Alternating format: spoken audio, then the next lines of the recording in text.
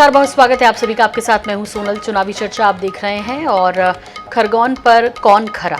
जी हां, आज हम इसी पर बात करने वाले हैं। मध्य प्रदेश विधानसभा चुनाव में प्रचार चरम पर है। सभी पार्टियों ने प्रचार अभियान में अपनी ताकत लगा दी है। चुनाव प्रचार के बीच ही खरगोन दंगों पर भी चुनावी सियासत जोर पकड़ती दिख रही है। खरगोन से कांग्रेस प्रत्याशी रवि जोशी के कथित वायरल वीडियो ने दंगे के मुद्दे को हवा दे दी। गृह मंत्री नरोत्तम मिश्रा की प्रतिक्रिया आने के बाद इस मुद्दे पर अब सियासत भी तेज हो गई है। पहले ये पूरी खबर देखिए, विस्तार से समझिए, फिर हम अपने मेहमानों से आपका इंट्रोडक्शन कराएंगे जो अगले आधे घंटे हमारे साथ इस चुनावी चर्चा का हिस्सा होंगे।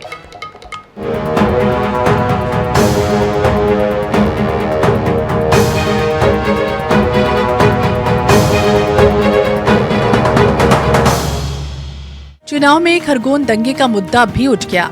इस मुद्दे पर प्रदेश में कांग्रेस और बीजेपी आमने सामने है। कांग्रेस विधायक रवि जोशी का एक वीडियो वायरल हुआ जिसमें वो सरकार आने पर दंगे की जांच कराने की बात कह रहे हैं। ये वीडियो शहर के अल्पसंख्यक बहुल खसखसवाड़ी क्षेत्र का बताया जा रहा है। जिस दिन 3 तारीख को काउंटिंग होगी और शाम तक सरकार कांग्रेस की बनेगी तो खरगोन दंगे की जांच के आदेश भी करा दिए जाएंगे। जो दोषी अभी बाहर घूम रहे हैं उन पुलिस के अधिकारियों पे भी कार्रवाई करेंगे। वायरल वीडियो पर बीजेपी ने कांग्रेस पर हमला बोला है। गृह मंत्री नरोत्तम मिश्रा का कहना है कि रवि जोशी ने दिग्विजय सिंह से दीक्षा ली होगी, इसलिए मुसलमानों को दंगों का डर दिखा रहे हैं। रवि जोशी जी ने दिग्विजय सिंह से दीक्षा ली होगी। वो पहले भी दंगों की जांच की और पुलिस की जांच की, पुलिस की भूमिका की चर्चा करते रहे। रवि जोशी है, ये भी उसी का एक हिस्सा है जो दिग्विजय सिंह की भाषा है। सारा का सारा उसी तरफ ले जाने का प्रयास है। इधर बीजेपी महासचिव और इंदौर 1 से प्रत्याशी कैलाश विजयवर्गीय ने इसे कांग्रेस की तुष्टीकरण का नाम दिया है। 10 अप्रैल 2022 को खरगोन के संजय नगर इलाके में दंगा हुआ था। इस मामले में कथित तौर पर दंगा करने और दूसरों की संपत्ति में आग लगाने वालों के खिलाफ मामला दर्ज किया गया। कांग्रेस न्याय की बात कहकर इस मुद्दे पर जनहित की राजनीति कर रही है या फिर ये वोट की राजनीति है। Bureau report INH 24/7। तो इस पर विस्तार से बात करेंगे और इसके लिए 3 खास मेहमान हमारे साथ जुड़ रहे हैं। सबसे पहले उनका इंट्रोडक्शन आपसे करा देते हैं। हमारे साथ आज चर्चा का हिस्सा है मिलन भार्गव जी, प्रवक्ता बीजेपी।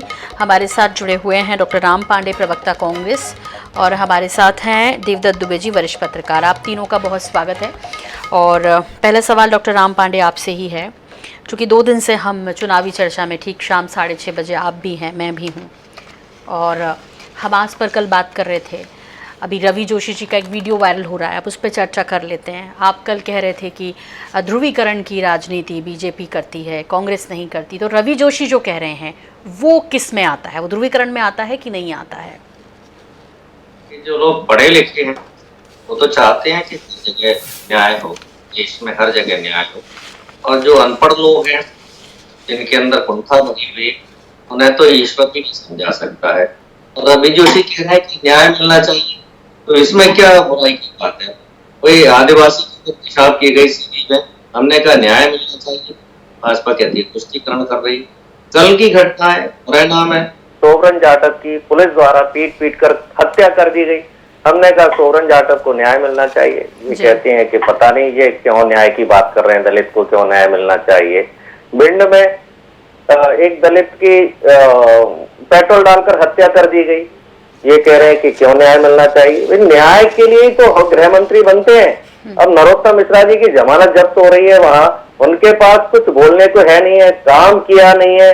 दतिया में मध्य प्रदेश में उन्होंने अपराधीकरण किया है। मध्य प्रदेश में अपराध का ग्राफ बढ़ा है। एक डॉक्टर राम पांडे, चूंकि वक्त कम रहेगा, तीनों की प्रतिक्रिया भी लेनी है, मैं सिर्फ विषय पर रहूंगी। मैं आपसे बस इतना समझना चाह रही हूँ कि अल्पसंख्यक क्षेत्र में जाकर ये बताना कि उनके साथ ठीक नहीं हुआ और दोबारा जांच करेंगे, जैसे ही 17 तारीख को हम आएंगे। हालांकि नतीजे जो हैं वो 3 को आएंगे, पर वो 17 की बात कर रहे थे और वो कह रहे थे कि उसके बाद जो है हम जांच शुरू कराएंगे। उन जो पुलिस वाले हैं जिन्होंने ये जांच की और जो भी उसमें पाया गया दोषी, उस पर भी कार्रवाई करेंगे। तो क्या ये भड़काने वाली बात नहीं है? मतलब आप जनता के मन में ये बता रहे हैं कि आपके साथ ठीक नहीं हुआ, वो भी अल्पसंख्यक क्षेत्र में जाकर, ये ठीक है? मतलब लोगों को मरने दें, कटने दें। अभी आपने शुरुआत में तस्वीरें दिखाई, कितनी भयानक तस्वीरें थी। वही तस्वीरों को देखकर लग रहा है कि दंगा कितना खतरनाक होता है। और भारतीय जनता पार्टी 24 घंटे एक रामायण बोलती है कि जब से भारतीय जनता पार्टी की डबल इंजन की सरकार है, पूरे देश में दंगे कहीं नहीं हुए हैं।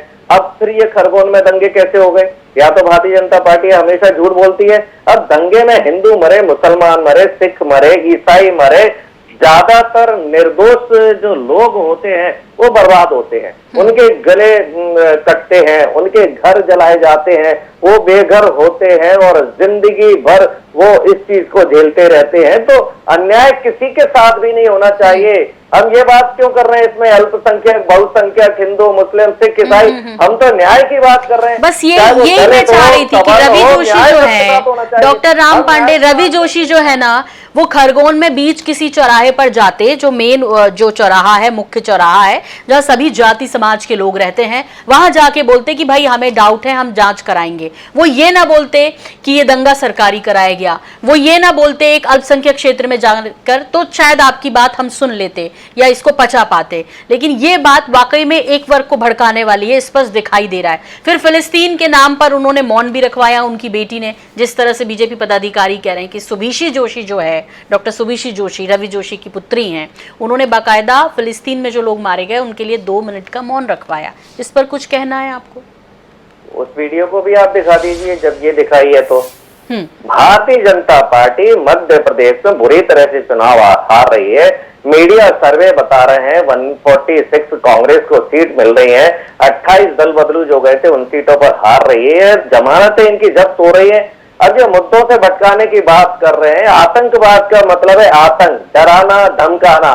किसी भी तरह का आतंकवाद गलत होता है। आज 100 रुपए गैस सिलेंडर पर बढ़ा दिए, ये आतंकवाद नहीं है क्या? पहले से ही महंगाई से लोग मर रहे हैं, हजारों लोग मर रहे हैं, भूखे प्यासे मर रहे हैं। आज आपने 100 रुपए एलपीजी पर बढ़ा दिए, 80, 90, 100 रुपए के आपने प्याज के दाम कर दिए। महंगाई बढ़ा रहे हैं, बेरोजगारी बढ़ा रहे हैं। ये भ्रष्टाचार सबसे बड़ा आतंकवाद है। 50% कमीशन भारतीय जनता पार्टी की सरकार ले रही है। ये भ्रष्टाचार में डूबी हुई सरकार है और इसकी जमानत जब्त होने वाली है। इसलिए ये बार बार उधर ले जाती है कि कैसे भी हम उस दिशा में चले जाएं। अब उस दिशा में मारने काटने पर होगा।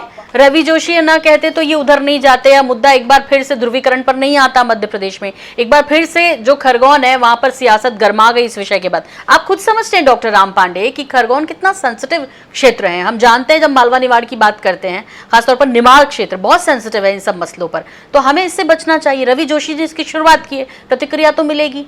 फिलहाल मिलन भार्गव जी, आप क्या कहना चाहेंगे? आपके पास विकास के मुद्दे नहीं है इसलिए उस एक बात को पकड़ के बैठ गए। यदि सब कुछ सच है तो करवाने दीजिए ना जांच, क्या फर्क पड़ रहा है?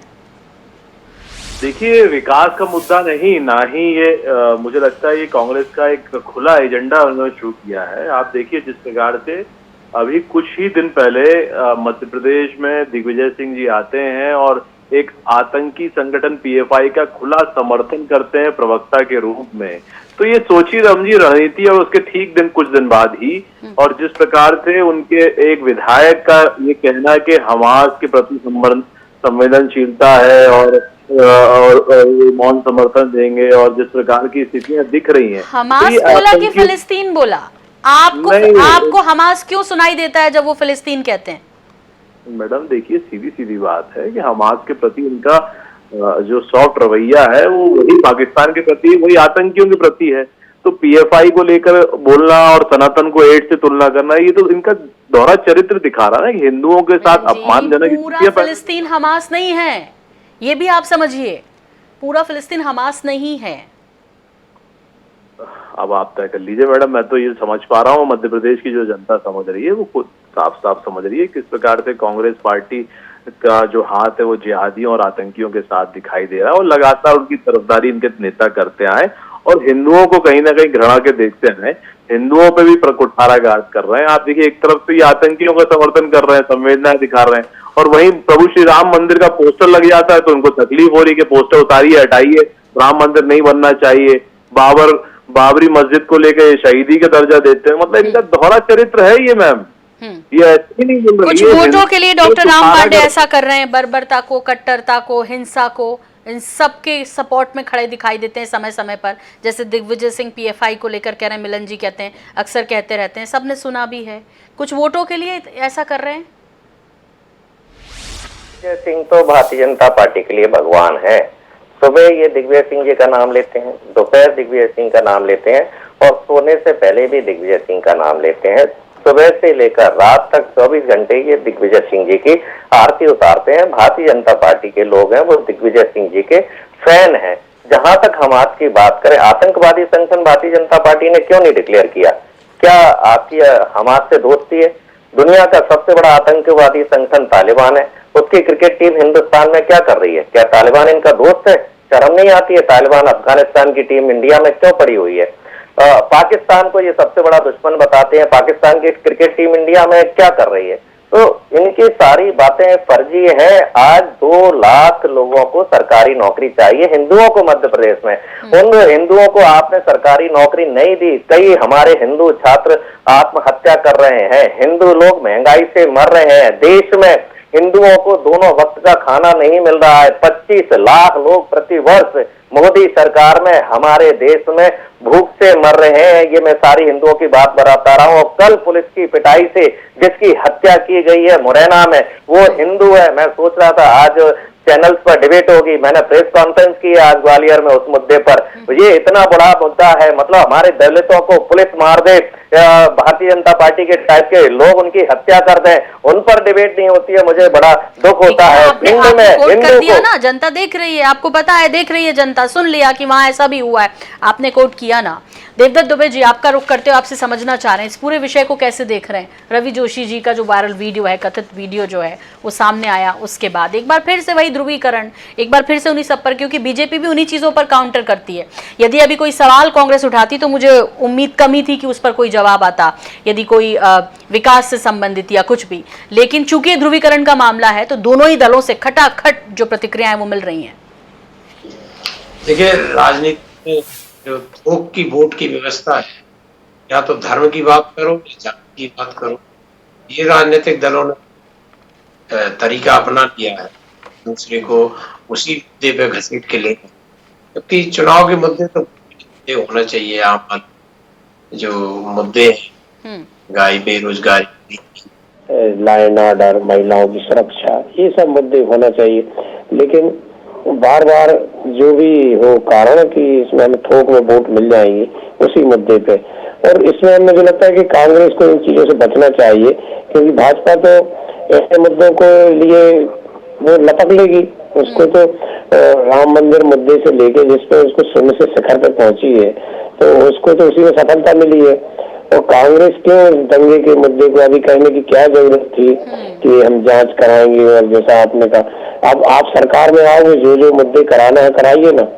तो क्योंकि एक तरह से जब कोई किसी नेता के पास कोई बुनियादी मुद्दे नहीं होते तब इन मुद्दों को हवा दी जाती है। तो मुझे लगता है ये मुद्दे नेताओं के लिए हो सकते हैं कि पब्लिसिटी दे। नहीं, वो क्षेत्र देखकर भी ऐसा नहीं है, वो पता है कि बहुत जो है संवेदनशील इलाका है, और वो कहाँ जाके बोल रहे हैं ये भी एक बड़ा विषय है। यानी वो समझ रहे हैं कि इससे क्या फायदा होने वाला है, तो कुछ ऐसे ही नहीं बोल दिया देवदत्त जी, सब सोच समझ कर बोला गया। डॉक्टर राम पांडे,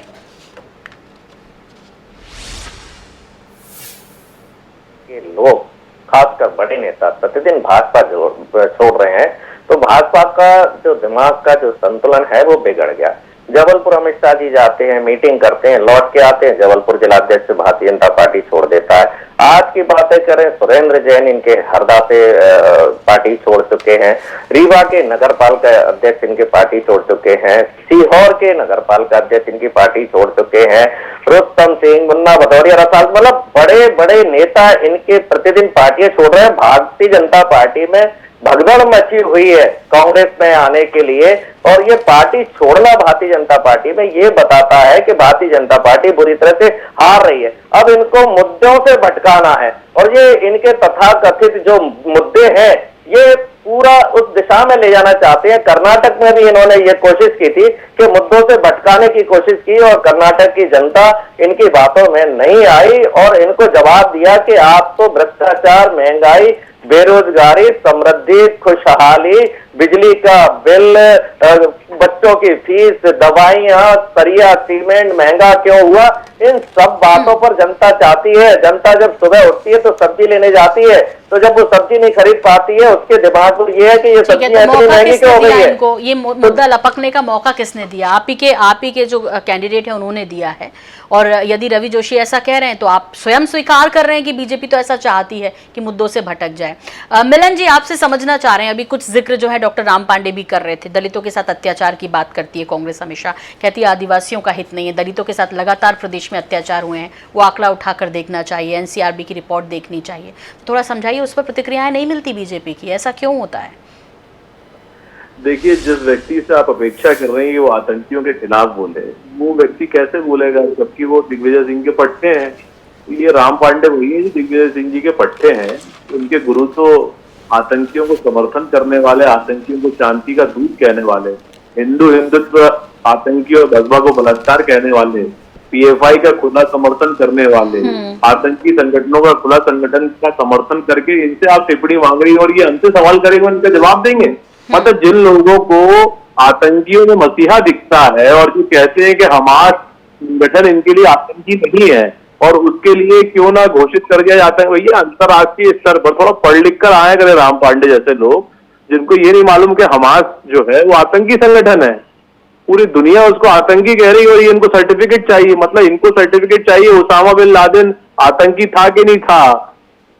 मतलब ये कांग्रेस पार्टी के आज को सर्टिफिकेट बांट रही है जो आतंकी है कि नहीं।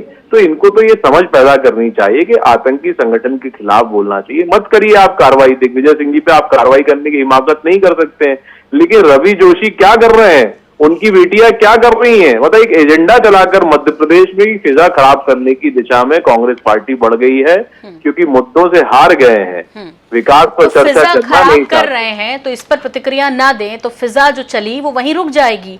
क्यों ना हम दूसरी बातें करें, फिर उस पर बीजेपी तुरंत की तुरंत काउंटर करती है। इसे किस तरह देखते हैं मिलन जी? इतनी समझदारी की बात कर रहे हैं आप तो ये आप तय कर लीजिए। नहीं, मैं क्यों तय करूं? मैं तो आपकी प्रतिक्रियाएं मिली, आपके नेताओं की, गृह मंत्री की प्रतिक्रियाएं मिली। तो यदि इस विषय को खत्म कर दिया जाता तो ये जो संवेदनशील क्षेत्र है या जो संवेदनशील विषय है ये खत्म हो जाता। वही मिलन जी, मैडम आतंकियों के खिलाफ तो बोलना चाहिए, आपको ही बोलना चाहिए, मुझे ही बोलना चाहिए। मुझे लगता है हमारा दल भी बोलता है। आतंकियों के खिलाफ ना बोलना ये कौन सी मौन स्वीकृति हो गई? नहीं, मैंने जब आपसे कुछ पीड़ितों के बारे में भी जानना चाहा तो आपने कहा कि नहीं, हम इनके सवाल का जवाब नहीं देंगे। तो ठीक है, आप सत्ता में हैं, मत दीजिए। सरकार ने खूब विकास की योजनाएं चलाई, दलितों के लिए पैसा कानून लेकर आए, दलितों को लेकर उत्थान की बात हुई। आज एक दलित महिला इस देश की प्रमुख नेतृत्व करता है, राष्ट्रपति है, तो उसका विरोध करने वाले कौन है? भीमराव अम्बेडकर का विरोध भी कांग्रेसियों ने किया था, उनको चुनाव हराने के लिए षड्यंत्र करे। अब जब एक महिला प्रत्याशी खड़ी हुई है राष्ट्रपति पद के लिए तो उनके खिलाफ भी इन्होंने चुनाव लड़े। ये तो इन पर आता है कि एक आदिवासी महिला भी उस स्थान पर ना पहुंचे, उसके लिए भी इन्होंने षड्यंत्र और प्रपंच रचे। तो ये तो इनका दोहरा चरित्र बताता है। इनसे पूछिए ना कि इतिहास के पन्नों में और से कौन से स्वर्णिम कालखंड है जब इन्होंने जनजाति वर्ग के लिए कुछ किया हो। सिर्फ किया तो उनकी जंगल जमीन को छीनने का काम किया, उनको नक्सली बनाने के लिए प्रयास किया इन्होंने भरसक, और जब उनको वापस लाने की बात आई तो गोलियों से भूना इन्होंने। आज जब नक्सली नहीं हो रहे हैं, दंगे नहीं हो रहे हैं, आतंकी घटनाएं नहीं हो रही हैं, तो कांग्रेस को सबसे ज्यादा तकलीफ हो रही है। ठीक है डॉक्टर राम पांडे, इसका जवाब दीजिए। फिलिस्तीन के लिए 2 मिनट का मौन रखवा दिया सुभीषी ने, ठीक है, उन्होंने मौन रखवा दिया, पर क्या खरगोन के विषय कम पड़ गए थे? भाई विधानसभा चुनाव है और खरगोन विधानसभा सीट से कैंडिडेट थे उनके पिताजी, तो उन पर कई विषय थे या ये सब करने की आवश्यकता थी या मुद्दे कम पड़ गए? आप स्वयं स्वीकारते हैं कि 250 घोटाले किए हैं बीजेपी ने, तो कितना कुछ है बोलने के लिए।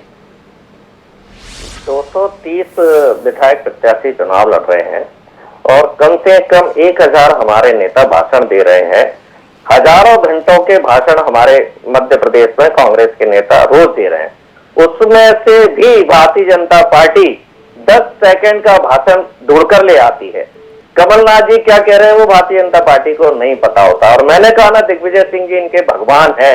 अभी भी इन्होंने 4 बार दिग्विजय सिंह जी का नाम लिया और इन्होंने ये बात बड़ी सच कही कि हमारे जो नेता है वो आतंकवाद के विरोध में आवाज उठाते हैं। बिल्कुल सही कहा, सतपाल मलिक हैं, इनके राष्ट्रीय उपाध्यक्ष हैं, 4 प्रदेशों के राज्यपाल हैं और वो आतंकवाद के विरोध में आवाज उठा रहे हैं। और सतपाल मलिक ने कहा है कि भारतीय जनता पार्टी आतंकवादियों से हमारे सेना के लोगों को मरवाती है। भारतीय जनता पार्टी ने पुलवामा में हमला करवाया, आतंकवादियों के द्वारा हमारे सैनिकों की हत्या करवाई गई। ये भारतीय जनता पार्टी के राष्ट्रीय उपाध्यक्ष सतपाल मलिक जी बार बार कह रहे हैं, और सतपाल मलिक पर भारतीय जनता पार्टी ने कोई कार्रवाई नहीं की है, उनके अगेंस्ट में कोई कंप्लेन नहीं की है। एक देवेंद्र पाल सिंह डीएसपी पकड़ा जाता है आतंकवादियों के साथ में, जिसकी साजिश पुलवामा हमले में थी, उसको भी भारतीय जनता पार्टी छोड़ देती है कि देवेंद्र पाल सिंह कहाँ गया। तो खुलेआम आतंकवादियों का समर्थन भारतीय जनता पार्टी करती है, और जब जब केंद्र में सरकार आती है भारतीय जनता पार्टी की, जो देश आतंकवाद को बढ़ावा देते हैं वहां ये सबसे पहले पैर पड़ने के लिए जाते हैं। अभी इनके 2 प्रधानमंत्री हुए हैं, जो देश आतंकवाद को आर्थिक मदद देते हैं, आतंकवाद को बढ़ावा देते हैं, उन देशों के सबसे पहले भारतीय जनता पार्टी के प्रधानमंत्री पैर पड़ने के लिए जाते हैं। भारतीय जनता पार्टी के सर्वोच्च नेता उन देशों में जाकर मजाक चढ़ाते हैं और यहाँ ज्ञान बांट रहे हैं। कहती है हिंदुओं की हत्या होती तब आप लोग मौन नहीं रखते, आतंकवादियों की जब हत्या होती तो आप मौन रखने लगते हैं। मिलन जी जल्दी से। मिलन जी आप तक आवाज पहुंच रही है मेरी? चलिए लगता है कि उनसे संपर्क टूट गया है। देवदत्त जी जल्दी से फाइनल काउंटर जो है मैं आपसे चाहूंगी कि इस पूरे विषय में एक बार फिर से ध्रुवीकरण की बात होने लगी और मौका मिल गया जाहिर तौर पर, इसे कितना प्रभावी मान रहे हैं इस बार के चुनाव में, 2023 के चुनाव में? क्योंकि जनता ने 2018 भी देखा, फिर जनता ने 2020 भी देखा, और वाकई में 2023 बेहद खास है मध्य प्रदेश में, राजनेताओं के लिए भी और मध्य प्रदेश की जनता के लिए भी। देखिए सौरभ जी, मध्य प्रदेश में विधानसभा चुनाव 2023 है, बड़ा अभूतपूर्व होने जा रहा है। गजब का कसमाकस जमीन पे चल रहा है, और इस तरह के मुद्दे मुझे नहीं लगता कि बहुत ज्यादा प्रभावी होंगी, क्योंकि जनता अलग मुद्दों पे बात कर रही है, उसकी अलग एक कहानी है, और वो कोई एक दिन के किसी के भाषण से नहीं वो बनेगी, वो उनका निरंतर जो अनुभव है उसके आधार पर धारणा बनाई हुई है। और ऐसा माहौल है कि मतदाता बिल्कुल खामोश हो गया, चुप न बोल रहा है। बिल्कुल ठीक कह रहे हैं। डॉक्टर राम पांडे तो स्वीकार भी कर चुके हैं कि जो पढ़े लिखी जनता है ना, वो बिल्कुल इन चीज़ों पर ध्यान नहीं देगी। उन्हें पता है कि कब उन्हें इंटरनेशनल मुद्दों पर सोचना है और अपना विचार बनाना है, कब उन्हें देश की राजनीति पर सोचना है, विचार बनाना है, यानी आम चुनावों में, और कब हमें विधानसभा चुनाव में किन मुद्दों पर वोट करने जाना है। तो वाकई में जो है जनता बहुत समझदार है, वो साइलेंट है, और वो अपना रिजल्ट बता भी देगी जाहिर तौर पे 17 तारीख को। आप लोगों को जो खेल खेलना है खेलते रहिए, लोगों को लड़वाते रहिए, लेकिन जिन चीज़ों पर वोट करने जनता जाएगी असल रिजल्ट तो वहीं से मिलेगा। फिलहाल बहुत शुक्रिया, बहुत धन्यवाद आप सभी का हमसे जुड़ने के लिए, वक्त हमें देने के लिए। मुझे भी दीजिए इजाज़त, नमस्कार।